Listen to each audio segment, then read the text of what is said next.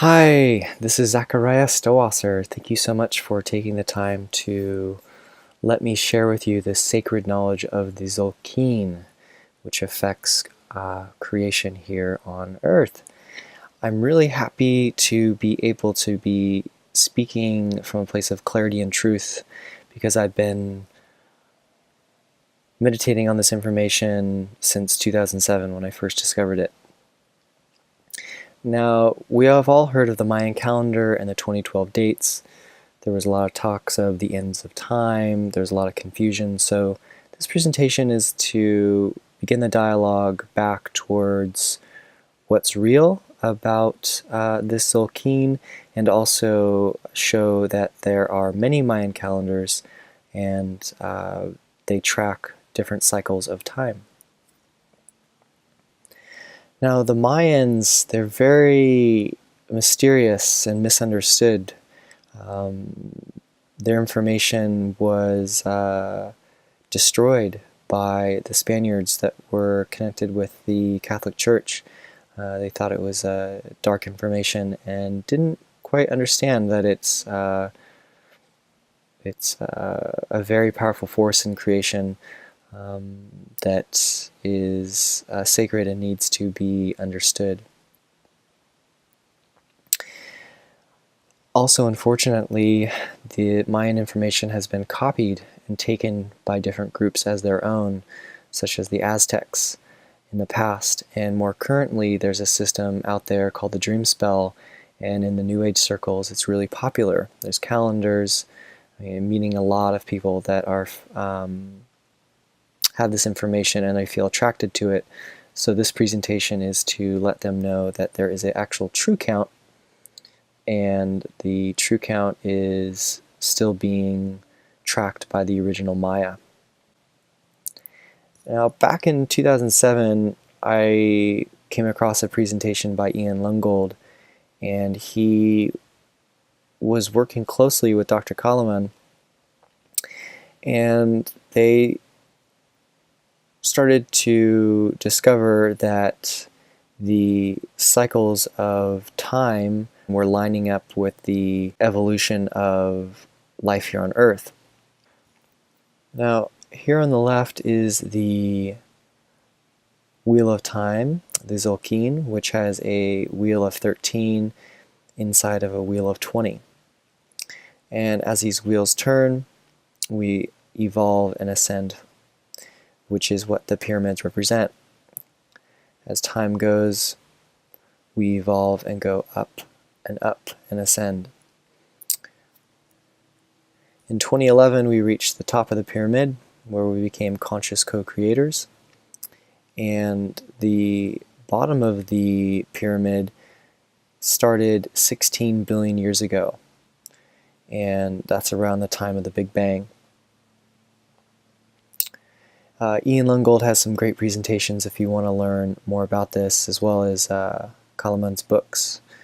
It's important to note that as we had gone up each level, time and evolution was increasing by a factor of 20. So the Tzolk'in is a 260-day cycle made up of 13 tones and 20 personalities, also known as archetypes. So 13 times 20 is 260. And it's interesting to note that we have 13 major joints and 20 fingers and toes on the body. You need to find out, were you born when the sun was up, or was it before sunrise? Because if you're born before sunrise, you share energy with both days, like I do. Now, this 260-day cycle makes up a pattern. Now, starting at the top left, that's where the cycle begins. And then it goes downwards, 1, 2, 3, 4, 5. And as it hits those blue days, there's extra energy, they call them portal days. And as we work our way through this cycle, we hit the core, and the core is really powerful. I find great change happens in my life and the world around me when we hit the core. This is a closer look at the galactic butterfly. And as we know, the age-old metaphor of evolution is as the caterpillar, lives, it eventually will transform and become a butterfly. This little red square is today's date, which is 4 and dog. And my sign is related to the dog, and also the sign above it, which is a red offering. It has to do with giving, and it's very creative yet sensitive. So the 13 tones have a unique personality makeup. And as the 13 days progress, it's experienced like a wave. The first day of a cycle is influencing all 13 days, and the first day is like, there's a push, there's a beginning and forward momentum. The second day is checking in with the flow and the day before's energy and going, to be or not to be. And then we make a choice. On the third day, you can feel great energy to go and do, but be careful and make sure you stay balanced and check in with your higher self and feel your way through the day, and don't lose track of what feels good. The fourth day, like today, is a good day to act on ideas to create stability.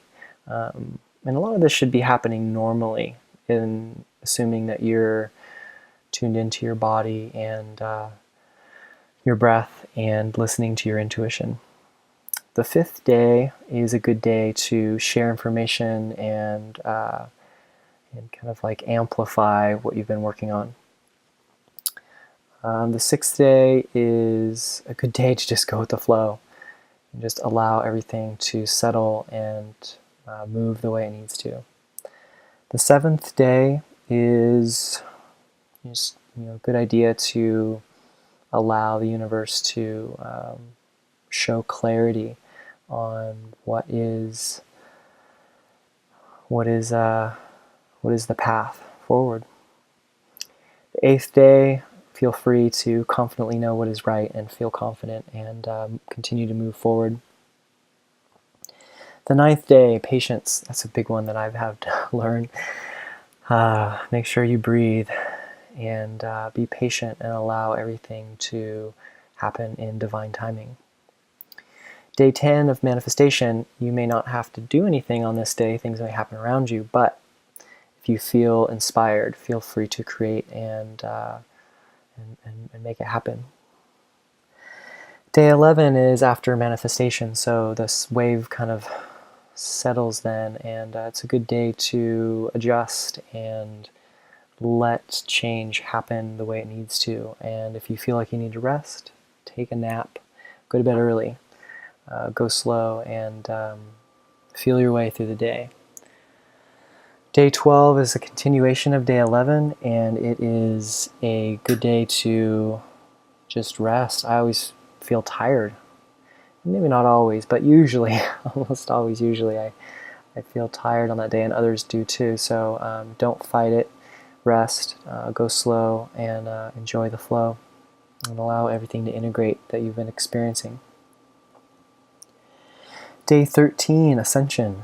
That's when you kind of rise up again and get back in the creative flow and get ready for the next 13-day cycle. Now here's a general description of the 20 archetypes, the 20 personalities. Now what's interesting about this is it's a mix of animals, personalities, and forces of nature. So the first sign is kind of related to a crocodile. So if you think of the kind of a crocodile, its personality, it's very primal and slow. From the human perspective of this energy, it enjoys being creative and new and just feeling its way through. And it may not have all the answers, but it may not be defined fully, but it is a force. It is a primal force of beginnings. The second archetype in the series is wind.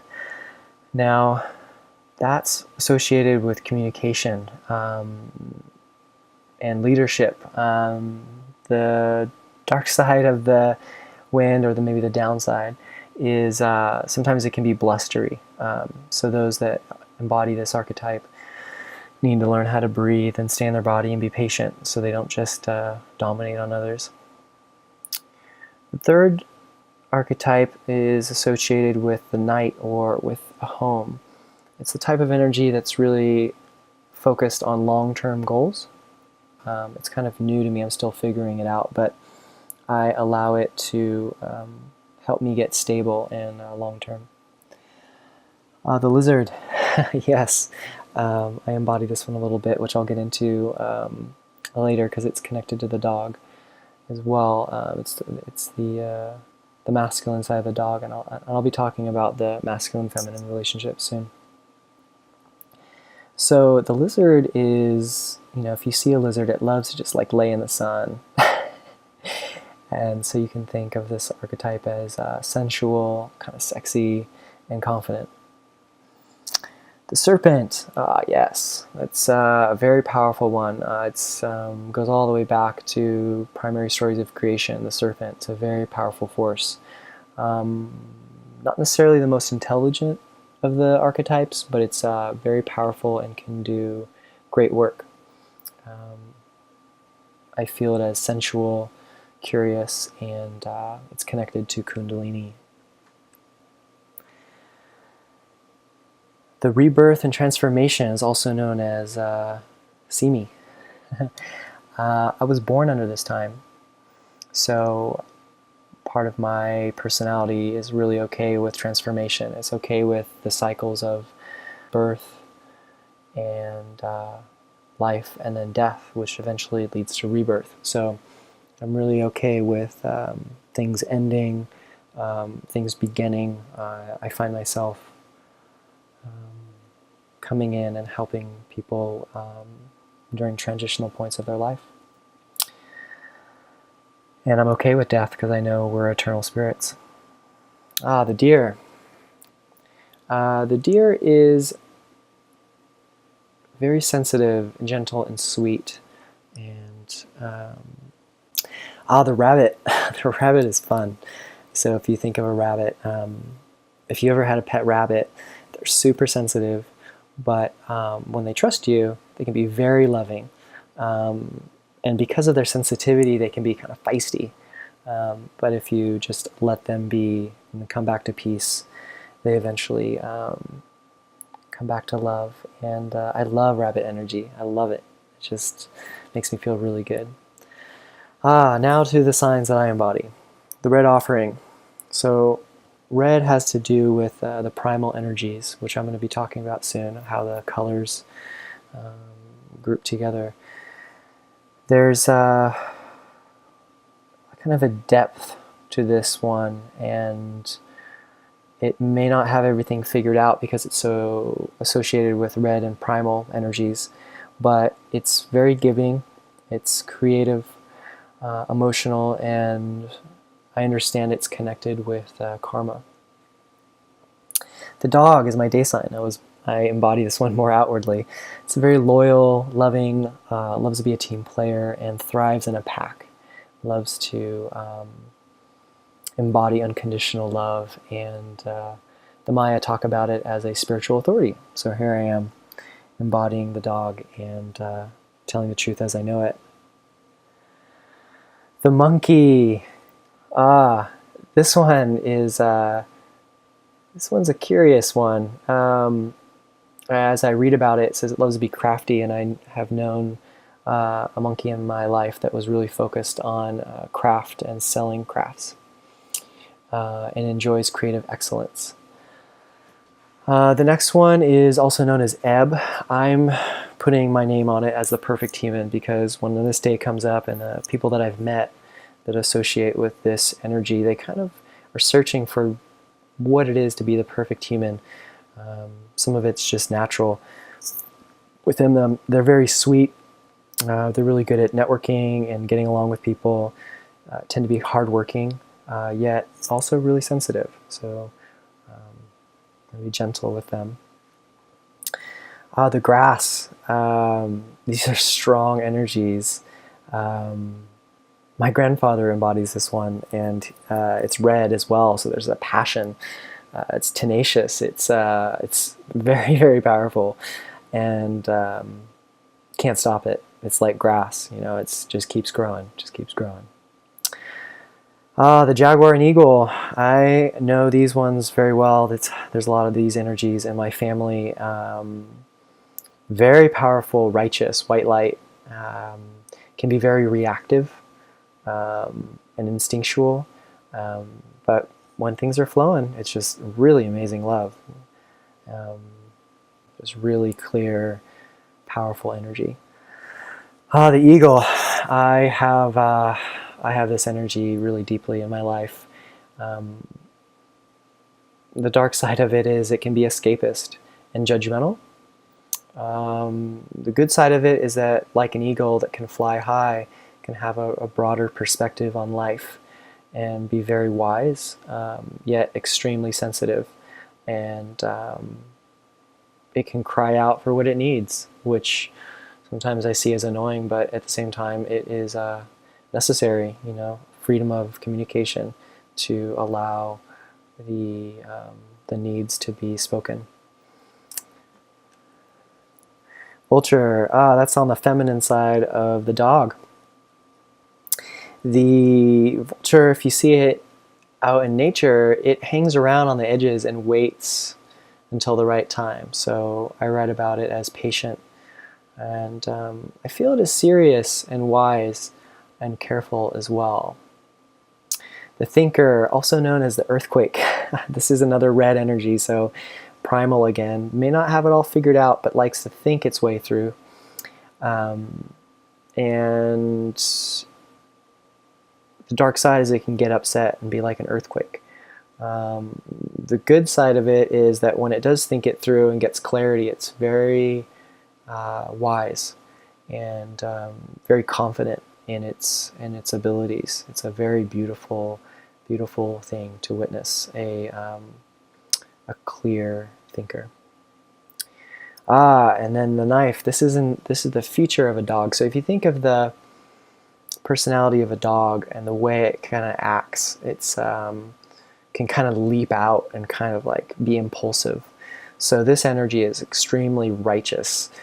This rules the core that I talked about earlier. So as we enter the core, it cuts away anything that's not of truth and allows what's true to be true. The dark side of this, people react to it as that are sensitive, can feel it's like too powerful, and so I got to be careful when I'm feeling that white light. It's a double-edged sword. It's very true what I'm saying, but I've got to learn grace and patience as I express, and make sure I breathe deeply as I get information and don't just react. So a dog, if you think of a dog, sometimes they bark and they can get lost and be really intense. So again, it shows us how to get back to our center and breathe and be in alignment with our higher self. Storm, I'm still figuring this one out, but swirling energy, kind of feminine. I love it. I usually love these days, and the women that embody it. I call it passionate, deep, and very lovely. And the final and highest archetype in the series is the sun. So pure light, pure golden light. Think of it as like an authority, a leader, unconditionally giving and all-powerful, and connected with the sun. So I've been talking about this feminine, masculine, and future and past. The image here shows in the middle wind. Ik is known as wind, and in the future is the sign of dog. And what's interesting about these related personalities is that the energies are different around each sign. So the sign of a dog is going to have the wind at the past, but then have different energies on the masculine, feminine. There is the definite past and future relationship that is linked in a sequence, but the masculine, feminine kind of switch between signs. So I may have one sign of my feminine, and then there's another sign of masculine. Like here, Sib represents the vulture. It's on the masculine side of wind, whereas in dog, it's on the feminine side. And the dog has the lizard on the right, the masculine side. So this is the grouping of energies that I talked about a little bit. So all the white energies have similar qualities to them. And when they relate with different colors, there's different experiences that happen. So I'll describe a little bit about what I know. The white is kind of like righteous, white light, really powerful, whereas red is very primal and deep and kind of fiery. Whereas white could be maybe a little airy sometimes, but like a clear energy. And red's kind of thicker and richer and deeper. The yellow energies are kind of like, like the rabbit is in there, the perfect human, the light, the lizard. So they're all kind of like more sensual, but have good energy. I really enjoy the yellow. And the blue I'm still kind of figuring out because I embody so much of white and red. But when I interact with people of the blue energies, I know that they like to go slower and just not be as intense as some of the other ones. So kind of like water. Like they say blue is water, red is fire. So it's kind of like a balance between the two.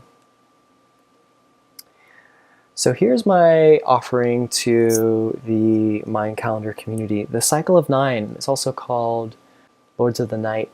And I couldn't really understand what was going on when reading about it, and the people that were researching it didn't have much to say either. But then when I started learning about the Pleiadian human chakra system,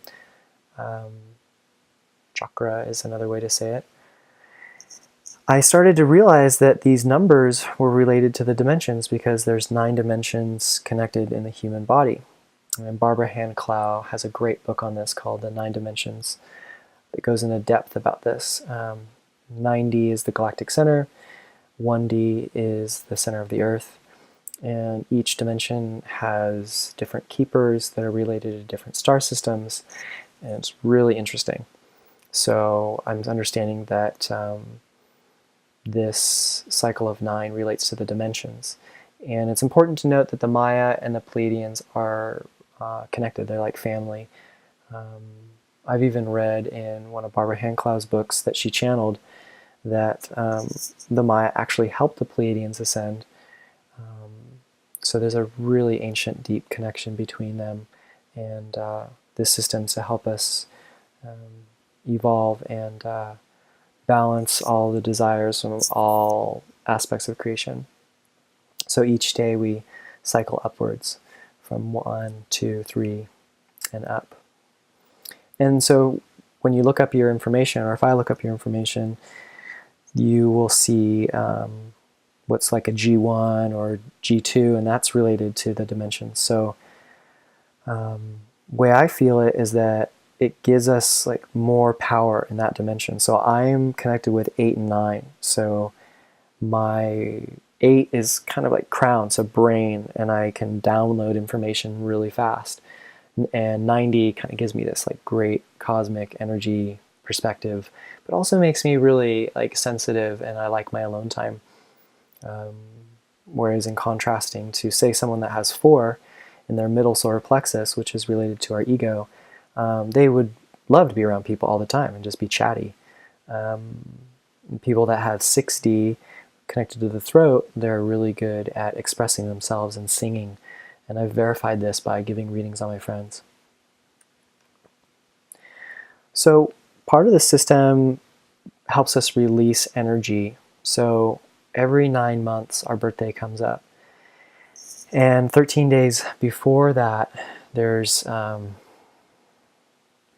it's unique every time, but just kind of keep in mind that it's okay to let go and release before your birthday. There's also days called burner days, which I'm still learning about, but today is one of my days. Happens on day 4, and it's unique to the groupings of signs. This website that I use has information about the burner days, and will show you what burner days are related to your energy. And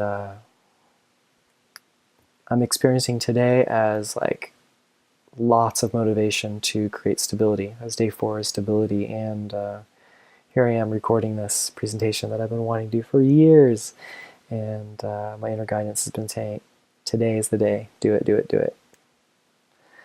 So now I'm going to show you something that's also new to the community, I believe, that I discovered that there's a cycle of 17, and 17 was always this magic number to me, and it's related to these cycles of energy. So the energy of the future today will become the past in 17 days. And so the next series of slides will show the sequence of days, and as we get to day 17, you'll see the future becomes the past. So have faith in divine timing that all your desires will come true, and just be patient. As long as your desires are of the light and for the greater good, by the way. If you have selfish ego desires, it might not work, and you'll feel resistance. It's all about finding the open flow and feeling the light moving through you. So here's an example of day 1 for wind, and the future energy is 9 dog, and 9 is related to patience. So that kind of gives a hint there when you're looking at the beginnings of a cycle, that you kind of have to have patience when you reach towards the future. You may have a lot of energy to move forward, but keep an edge of patience as you move forward.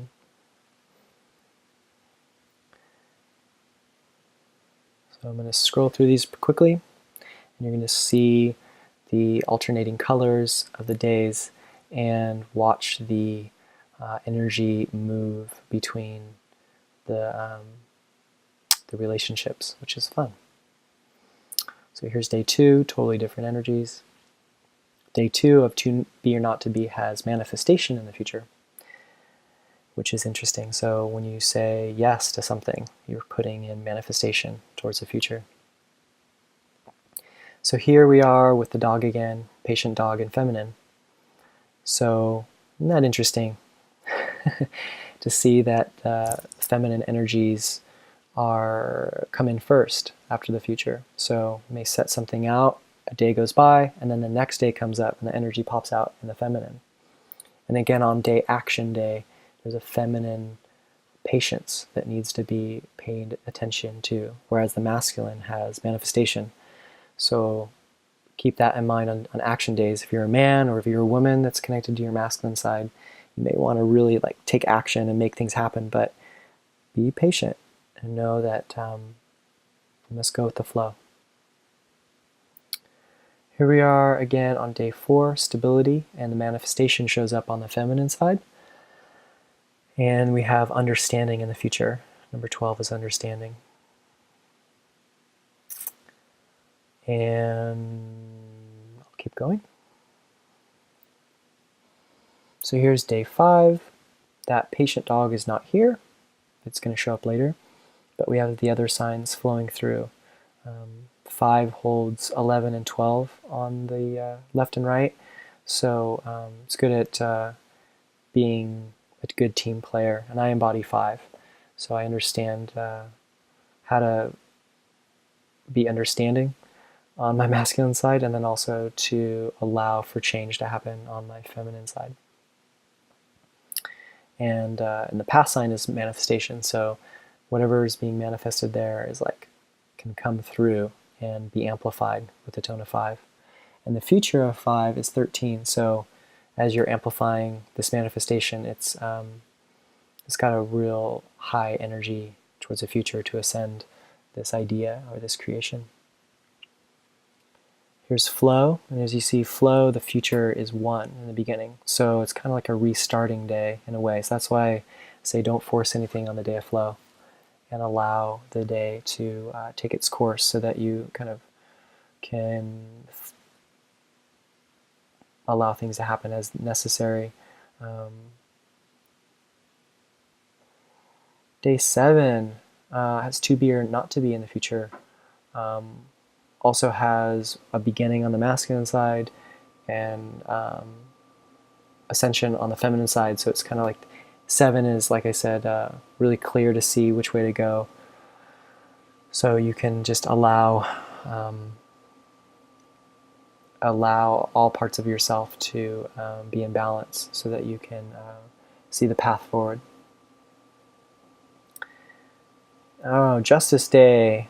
It's interesting to see that the tone of justice has the beginnings on the feminine side and to be or not to be on the right side, the masculine side. So be careful on day 8. You know, you may have a strong power to know what's right, but remember that you're also writing these beginning energies. So, which leads us into the next day of patience, which has action on the masculine side. So I feel that, you know, on these days in the past, I've felt like, oh, the urge to create something. See, I got stability in the future, but the masculine side and the feminine side is they're not the same. So the feminine side's still weighing the options. That's where the patience comes in. The masculine side's ready to take action, but it must be patient to create stability in the future. Day 10, manifestation. So manifestation day comes from to be or not to be in the past and creates stability, number 4 on the masculine side, with action on the feminine side. So isn't that interesting? It's like the women of the household, right? Kind of should control the purse strings in a healthy relationship, so the masculine doesn't get out of control. So on day of manifestation, the urge is to create stability on the masculine aspect, and the feminine side is to take action. So that explains manifestation. And this is resolution. So again, there's like a flow in the future. So for change to happen, we just gotta allow it to happen. Gotta be in the flow, and a lot of times this creates stability, as we see here, number 4 on the feminine side. Day 12 of understanding. You know, to be understanding on my masculine side is to go with the flow. Number 6, as we see here. And when we do have a tone of understanding, the feminine is usually happy because everyone's understood, everything's good, everything's flowing, and we're moving forward clearly. Day 13. Day 13, as we rise up, there's a feeling of justice. Number 8, in the future. Also, we have this empowerment, amplification energy in the past, pushing us forward. And we have flow on the feminine side. So I love day 13s. Usually it's really good vibes. All right, so here we go. Day 14, we start another cycle. And this is also connected to the past cycle, so everything's connected. We got patience in the future. To be or not to be, must have patience in the masculine. Action, feminine side, make sure you're patient and get ready to act as you feel guided to on your masculine side, and be open to change towards the future. Go with the flow, always. And day 17, so there's that past energy, the patient dog shows up there in the past, and we reach stability there on that day. So pretty fun, huh? Hope you were able to follow me. I'm happy to answer any questions that you have. Feel free to contact me on my website at manyseeds.net, and I'd be happy to give you a personal reading about your energies and talk about the flow of creation more with you. It's also important to note here that the star in the middle of the Pleiades system is called Maya. And if you want to learn more about modern daykeeping, there's this wonderful woman, Brigitte Racine, and she's the author of Living in Sacred Time. She organizes the Mayan calendar portal, which is on Facebook. They also have a website, and she gives really good descriptions of how the energies influence us. And my main website that I use to understand the tones and archetypes and 9 dimensions is made by this guy, Tzolk'in. He's an Australian, and there's an app for the iPhone that you can see the daily energies, as well as going to his website. And it's fun to use your mouse scroll wheel or your finger if you're on a tablet or phone, and you can drag the wheel in, to see how all the energies are linked. And I'm happy to share more information with you with any questions that you have. Thanks for receiving this sacred information. I hope it helps you to understand why each day feels the way it does. And if you want to learn more about your relationships, I can help you with that. You can look up your parents, your close friends, your romantic relationships, your coworkers, and you can then see maybe a little bit more clearly who they are and how you either harmonize with them or don't. And it's really fascinating. So feel free to contact me, and I'd be happy to help you. Thanks for watching. Bye.